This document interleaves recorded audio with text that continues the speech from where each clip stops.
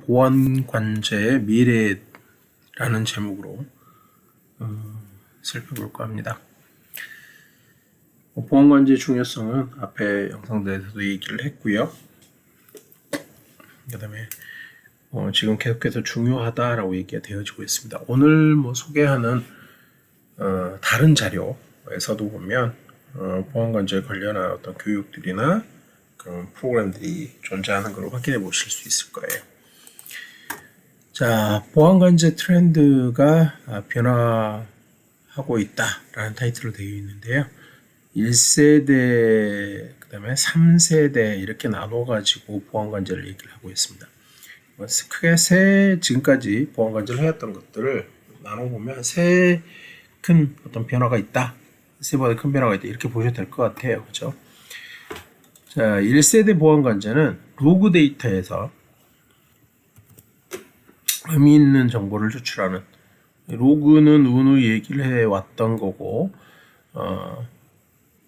추출하는 그런 보안 이벤트 기반한 관제 시스템이었다라고 하는 거죠.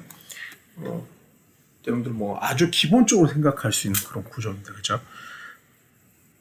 2세대로 넘어오게 되면 실시간으로 발생하는 보안 이벤트들을 분석해서 그에 대한 대응할 수 있는 그런 보안관제 형태입니다. 우리 이제 보안 공부하다 보면 그런 거 있죠, 이런 거 파이어월이라고 해야 될까? 방화벽이라고 한번 생각을 해보죠. 어떤 장비에서 어떤 공격이 이루어져요. 그럼 이걸 막는데 어떻게 하는 게 있다고요?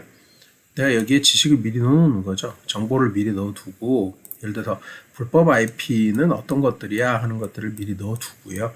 들어오는 IP를 체크를 해서 이 리스트에 있으면 맞고요. 있으면 튕기고, 없으면 통과를 시키는 거죠. 근데 실제로는 그 새로운 사이트에서 우리 쪽에 공격 시도가 있을 수 있잖아요. 그래서 어떻게 해요? 이 방법만으로는 안 되는 거죠. 이렇게 정적으로 데이터를 가지고 있는 방법만으로는. 그래서 어떤 방법을 써요? 실제로 리스트에 있는 그러한 해당 IP는 아닌데 계속해서 그 IP에서 우리에게 굉장히 많은 접속 시도가 발생이 되는 거예요. 그런 이벤트 형태를 보고 뭔가 문제가 있지 않겠나 이렇게 이제 생각해 볼 수 있게 되는 거죠. 그래서 그걸 살폈더니 문제가 있더라 이런 방식. 이런 것을 생각해 볼 수 있는 게 2세대 보안관제다. 이런 생각할 수 있을 것 같아요. 이제 요즘에 이제 3세대 보안관제라고 해야 될 텐데 이걸 살펴보면 일단 사물 인터넷이 등장을 했어요. 그래서 굉장히 복잡해지고 보안관제를 한 대상이 굉장히 많이 늘어나고 있는 게 사실이죠. 많은 기관과 업체들이 그런 상황입니다. 관제 대상이 늘어났어요. 쉽게 생각해 보면 이런 거죠. 여러분들 개별로 다 스마트폰을 들고 다닌다, 그렇죠? 그러면 이 장비들 자체 늘어난 것만 해도 엄청난데요. 스마트폰만 늘어난 게 아니죠. 각자 개인이 가지고 있는 디바이스들이 더 늘어나게 되죠. 그 다음에 이제 사물 인터넷 얘기, IoT 이면에는 뭐가 있어요, 항상? 빅데이터 있죠. 빅데이터 다음에는 뭐가 있어요? AI가 있죠. AI, 머신러닝 이렇게 있습니다. 그래서 요즘에 이제 화두가 보면 이 부분인 것 같아요. 우리 교과 명칭도 IoT 보안 실무라고 되어 있는데 이렇게 이제 변화가 이루어지니까 교과 명칭도 이렇게 변화가 일어나는 거 아니겠어요? 거기에다가 이제 요즘에 보면 AI, 인공지능을 응용을 해서 보안 위협을 예측하는 이러한 것들이 많이 커지고 있는 것 같아요. 그래서 다음 영상에서 이러한 부분에 대한 어떤 내용들도 소개를 할까 합니다. 그래서 일단 이 세 개는 한번 구분을 해서 여러분들 보셔야 될 필요가 있겠죠. 그다음에 이제 그 다음에 여러분들이 이제 데이터베이스 공부를 하다 보시면은 RDB 주로 이제 하시잖아요. 근데 이제 빅데이터 얘기로 오면서 주로 어떤 데이터들 취급해요? 비정형 데이터 이렇게 얘기하죠.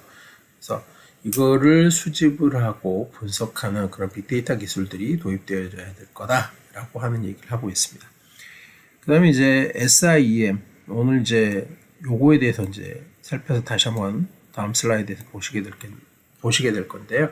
이러한 보안 시스템으로 변화가 되고 있어요. 그러면 SIEM이라는 단어가 실제 필드에서 지금 사용되어지고 있고 등장한다는 얘기잖아요. 그래서 이게 무엇인지 한번 보셔야 될 필요가 있을 것 같습니다. 또한 정보 시스템의 이제 보안 관제를 위한 정보 시스템의 시각화 기술도 굉장히 크게 진화를 하고 있다는 거죠. 당연히 시각화되어져 있습니다. 근데 우리 보통 이제 정보 시스템이 시각화하는 기술에서 가장 큰 데가 경영 쪽이잖아요. 그러니까 CEO가 보는 화면을 어떻게 정말 깔끔하게 보여줄 건가 이런 부분이 있거든요. 근데 이제 이 보안 관제에서도 이런 부분들이 발달되어지고 있다 이렇게 생각하시면 될 것 같습니다. 자, 그러면 이제 앞에 있었던 SIEM이 뭔지 보시죠. Security Information, 보안 정보, 그리고 Event Management, 이벤트에 대한 관리 이렇게 되어 있습니다. 이걸 줄여서 SIEM이라고 좀 얘기하고 있고요. 다양한 보안 장비들이 있다라고 했죠. 그리고 서버들, 네트워크 장비들 이런 것들로부터 진짜 보안 로그와 이벤트가 너무 많이 생겨나고 있어요. 그렇죠? 그래서 이 정보들을 바탕으로 해서 얘네들이 어떤 연관성을 가지고 있는지 분석하는 일도 굉장히 중요할 거고요. 그 분석을 통해서 위협 상황을 알아내는 것 중요하겠죠. 그리고 침해 사고에 신속하게 대응하는 그런 관제 솔루션을 우리가 SIEM이다 라고 얘기를 하고 있습니다. 여기 이제 정의가 나와 있죠. 밑에 한번 더 이제 살펴보시면요. 정보통신과 보안 환경이 복잡해졌죠. 이거는 누가 어떻게 얘기할 수 없는 상황이죠. 정보보안 잠깐만요. 지금 펜이 사라져 버렸네요. 어디로 갔죠? 동작을 하는데 펜이 지금 안 보여요. 잠깐만요. 네, 있습니다. 자, 정보통신과 보안 환경이 복잡해지면서 보안 정보, 그리고, 이벤트 관리, 지금 얘기하고 있는 SIEM이라고 했고, 솔루션인데, 보안 인프라에서 필수 요소로 떠올랐습니다. 특히 기업에서는 테라바이트급의, 테라바이트 얘기하는데, 지금 테라가 문제가 아니죠. 데이터가 급속하게 지금 늘어나고 있어서요. 진짜 최근 들어 이런 식으로 데이터가 늘어나고 있죠. 지구 인류가 지금까지 존재하면서 최근 몇십 년 사이에서 지금 현재가 어마어마한 데이터가 지금 생성되고 있는 상황입니다. 정형, 비정형 데이터 그리고 보안 로그에서 침입자 공격을 빠른 속도로 분석하고 예측해야 될 필요성이 생긴다라고 하는 거죠.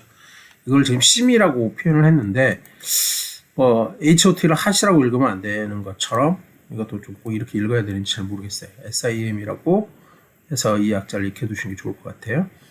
방화벽, 안티바이러스 솔루션, 서버, 네트워크 장비 등으로부터 수집한 다양한 뻔한 얘기지. 여기는 계속 나오는 얘기. 로그와 보안 이벤트 데이터를 빅데이터 기반으로 분석을 하겠다라고 하는 겁니다. 그리고 보안 위협 징후를 판단할 수 있는 데이터를 생성해서 그로부터 보안 사고를 분석하고 예방 대응하는 것이 되겠습니다.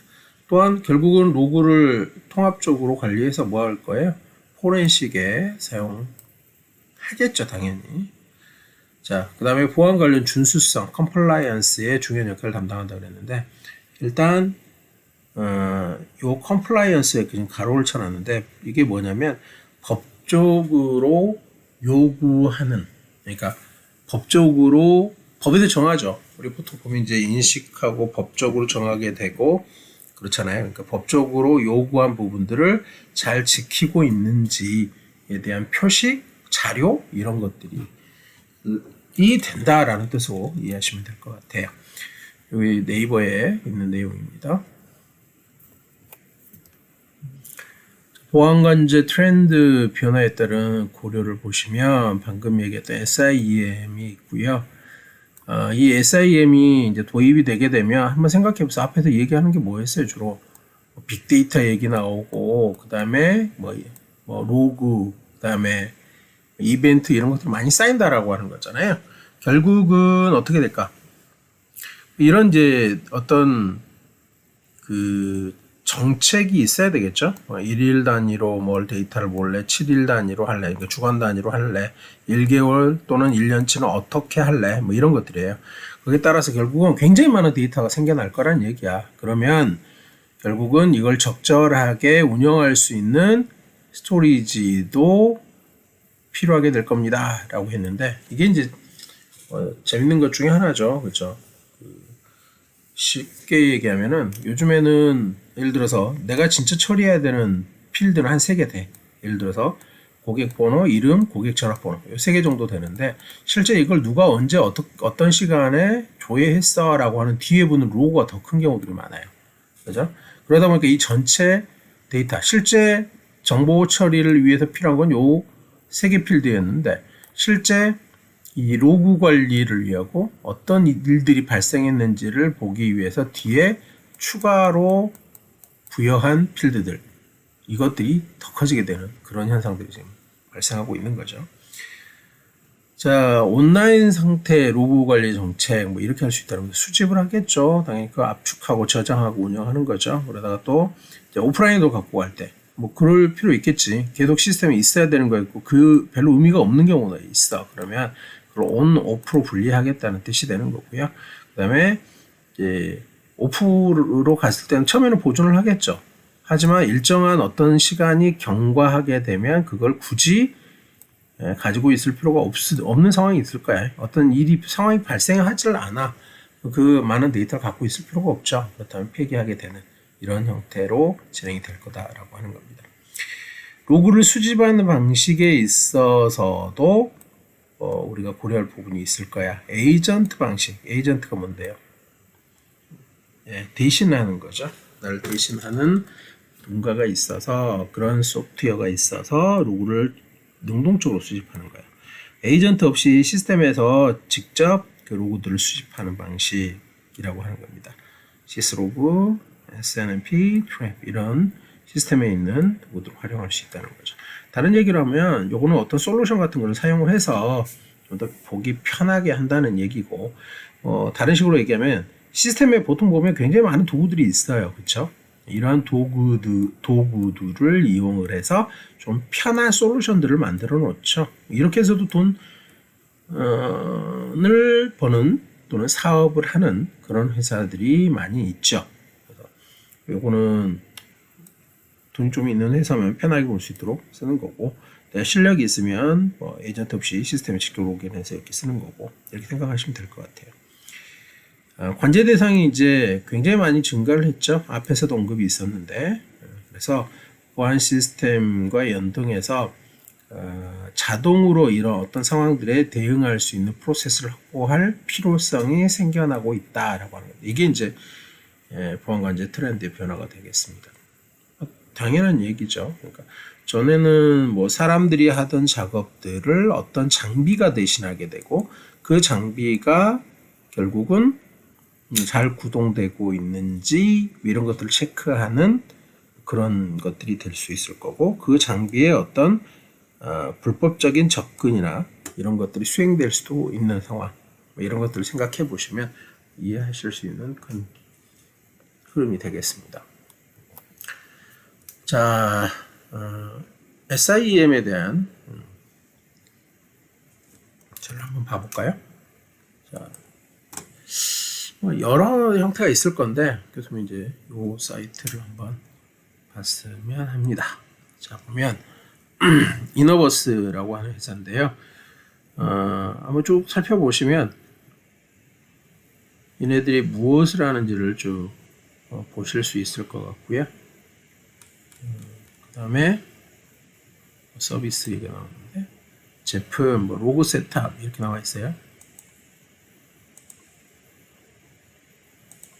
이 사이트로 한번 오셔서 얘네가 무엇을 하는지 한번 근데 그림 좀 깨지네요. 로그 데이터라는 글씨가 크게 보이고 있습니다. 뭐 연출하려고 쓴 것 같긴 한데요. 이게 지금 좋은 그림이 하나 있는데, 로그센터에서 로그를 분석하는 솔루션답게 손 많이 가는 솔루션과는 다르게 뭐 이런 식으로 되어 있고요. 그림 이쁘죠? 자, 아까 보면 시각화되어진다라는 얘기가 있었는데요. 이러한 것들 아마 프로그램에 깊이 관련이 있고 내가 좀 시스템도 좀 만지는데 관심이 있고 이렇다 그러면 이런 회사들 한번 생각해 보시는 것도 좋을 거라는 생각이 들어요. 개인적으로. 멋있죠 이게? 자, 이제 꼭지를 바꿔서 보안관제 인력의 전문성에 대해서 얘기를 하고 있는데요. 보안관제를 하다가 사고 터지면 어때요? 굉장히 바빠지겠죠. 근데 사고 안 터지고 계속 돌아 24시간 365일 그냥 돌아가면 별로 할 일이 없어 보이는 것처럼도 보여요. 근데 항상 일이 터졌을 때는 최고의 어떤 능력들을 발휘해야 되는 부분들이 있죠. 자, 보안관제 시스템이 고도화되고 있어요. 그래서 다양한 어떤 변수들이 있어요. 그러니까 위험 요소가 다양하게 증가를 하고 있는 거죠. 그전하고 다르게. 그래서 이에 적절한 실무 경험과 기술력을 갖춘 보안 인력이 필요로 하는 그런 상황이 되어져 가고 있습니다. 아까도 얘기했듯이 웬만해서 일 안 터지는 경우는 상관없어요. 근데 그렇지 않은 경우에 정말 능력 있는 이러한 사람들을 필요로 하는 상황이 되어지고 있다라고 하는 거죠. 그리고 이제 예전에는 보안관제 인력을 잘 생각해 보면 사고가 안 터지면 문제 별로 안 발생하는데요. 중요한 건 뭐예요? 24시간 365일 관제라고 하는 게 돼야 되잖아요. 그래서 보통 이제 보안관제가 힘들다고 이제 우리 학생들이 하는 경우가 보면 그렇죠. 3교대가 되는 경우들이 많아요. 물론 그걸 좋아하는 친구들도 있어요. 여러분들 선배들 중에는 이 3교대를 하게 되면 이틀인가 연속 근무하고 하루인가 완전 쉬고 뭐 그렇게 되거든요. 아마 군생활 해본 사람들 알 거예요. 그런 시스템들. 그렇게 하다 보니까는 그걸 이용해서 자기 공부를 따로 별도로 잘 해서 나중에 이제 더 좋은 회사로 옮겨가거나 좋은 직종으로 옮겨가는 이런 친구들도 있었어요. 그러다 보니까 한편으로는 이 처우 반대급부 부분에서 좀 약한 부분이 있었는데 이런 부분들도 좀 개선이 돼야 된다는 얘기가 계속해서 나오고 있고요. 중요한 건 이거예요.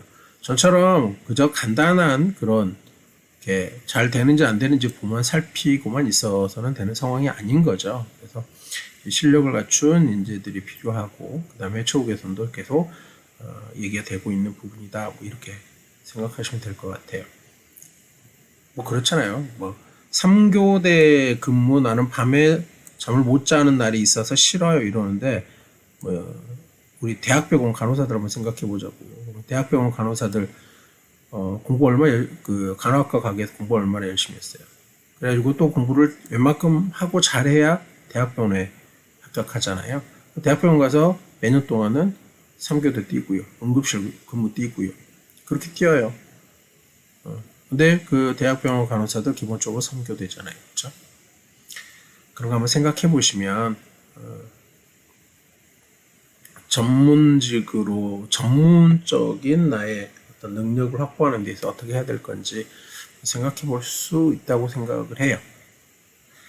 자, 전문적인 교육의 기회에 요즘에 이런 것들이 회사들에서 많이 이제 지원이 되어지고 있죠. 주어서 보안관제에 대한 사명감을 확보하는 게 필요하다라고 하는 겁니다. 요즘 뭐 사고 터진 것들을 보면 내가 하고 있는 일에 대한 어떤 인식, 사명감 이런 것들을 확보하는 게 굉장히 중요하다라고 하는 것을 알 수 있습니다. 그렇죠? 이쯤 하고요. 자, 다음 꼭지에 가서 보안 시스템을 구축할 때 우리가 체크해야 될 것들에 대해서 얘기를 하고 있습니다. 공공기관, 중소기업 이상의 보안 제품은 안정성과 유지 보수가 매우 중요하게 되죠. 당연한 거 아니겠습니까? 그렇죠? 그래서 보안 시스템을 도입할 때는 이 단어 알고 있는 단어죠. 자, CC CC 이거 뭐 캠퍼스 커플 그거 아니야, 그지? Common criteria, 그래서 국제 공통 평가 기준입니다. 이 인증을 보유한 시스템들을 도입을 해야 된다는 거죠. CC의 어떤 기초가 되는 것들에 대한 얘기를 할 때 전에 얘기했고요. 영상에도 나와 있는 얘기인데요. 미국의 TCSec이라고 하는 게 있죠. 오렌지북. TCSec이라고 하는 평가 기준이 있었고요. 이 기준을 바탕으로 해서 캐나다, 유럽, 그다음에 한국 이런 나라들에서 보안 평가 기준을 만들어요. 한국 같으면 K3라고 합니다. 그래서 그 기준들을 만들었는데 그 기준들이 각각 나라들이 운영을 했잖아요. 그래서 이것들을 이제 국제적인 공통기구로 만든 것이 CC예요. 그래서 여기서 TCSec 정도는 기억을 해 두십시오. 미국의 보안평가 기준이었습니다. 여기에 영향을 끼친 게 많죠. 그래서 여러분들 실제로 이제 어떤 컴퓨터 시스템이라든가 네트워크 장비라든가 이런 것들을 보시면 CC 인증 이렇게 돼 있어요. 그러면 여러분들은 CC 인증이 무슨 뜻인지 바로 머리에서 떠올리셔야 돼요. 이것만 봐도 CC 인증 받았네? 뭐 이렇게 뻔한 얘기인데 그렇게만 해도 내가 뭘 했나? 이렇게 사장님이 생각하실 거예요. 자, CC 인증은 기능 평가 중심으로 돼 있어요. 그래서 실제 구축 환경에 따라서 약간 차이를 발생할 수 있으니까 어떻게 하라고요? BMT가 뭐의 약자죠? 벤치마크 테스트요. 그래서 실제 성능은 어느 정도 되는지를 체크를 해봐야 될 필요가 있다라는 얘기를 하고 있습니다. 그래서 그러니까 쉽게 해서 기능과 성능을 다 함께 보라는 얘기죠. 그렇게 해서 적절한 보안 시스템을 구축해야 될 거다라고 하는 얘기예요. 자, 정보보안 관련해서 그 평가하는 기관들이 있어요. 대표적으로 이제 국내 보안성 평가, 아까 얘기했던 K3를 만들고 그에 대한 이제 등급들을 평가하고 이런 이제 여러 가지 그런 일을 하는 게 기사죠. 그다음에 뭐 TTA, 그다음에 ICSA 랩 이런 기관도 있고요. 여기 한번 읽어보시고요. 그다음에 메리테스트라고 하는 데도 있고요. 국외기관 NSS라고 하는 데도 있습니다. 우리는 뭐 기사에서 많이 살펴보시면 될 것 같아요. 여기서 하나 얘기하자면 이런 것도 있어요. 나중에 얘기할 때 나올지 모르겠는데 ISMS라고 하는 게 있습니다. ISMS 지금은 이제 정확한 명칭이 -P라고 되어 있는데요. 한번 찾아보세요. ISMS-P가 뭔지. ISMS가 보안 인증 평가거든요. 근데 이제 이거를 하는 평가원들이 필요하겠죠. 기관들은 이 평가를 받아야 되는데 여기까지 오면 개인 정보 보호에 대한 것까지 얘기를 하는 건데요. 평가자들을 뽑아야겠죠. 그 평가자들, 그러니까 그 자격 인증하는 시험이 있어요. 1년에 한 번인가 이렇게 있는 시험인데 굉장히 어려운 시험이죠, 실제로는요. 그래서 근데 지금 보안 쪽으로 공부를 하거나 어떤 보안 쪽으로의 어떤 자리매김을 하려고 하는 사람들은 이쪽에 목표를 많이 두고 있는 걸로 보여집니다. 실제로 갈수록 이게 확대될 거고요. 그러니까 모든 조직과 기관들은 보안 평가를 받게 될 거고 보안 평가를 수행하기 위한 평가자들이 필요할 거고 이런 구조가 되는 거죠. 자, 여기까지 해서 이번 영상은 마칠까 합니다. 얘기가 좀 끊어진 것 같지만 실제로는 전체 큰 그림에서 흐름을 살펴보았다라는 정도로 생각하시면 될 것 같아요. 자, 그럼 이번 영상 여기서 마치고 다음에 보도록 하겠습니다.